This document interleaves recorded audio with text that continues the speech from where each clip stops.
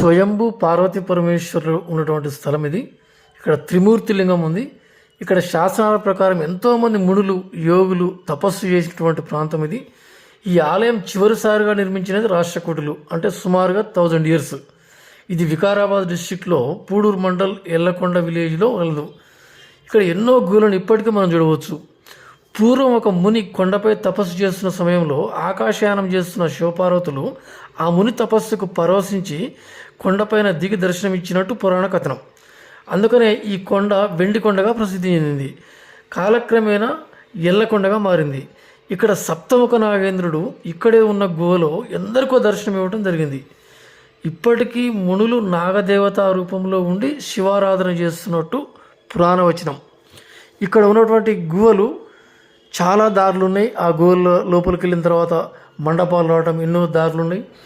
ఇక్కడ ఇప్పటికీ ఎంతోమంది మునులు సూక్ష్మ రూపేణ తపస్సు చేస్తున్నట్టు అక్కడ స్పష్టంగా మనకు కొన్ని శబ్దాలు, ఓంకార శబ్దాల ద్వారా మనం చూడవచ్చు. పురావస్తు శాఖ అభిప్రాయం ప్రకారం శివాలయ మండపంలోని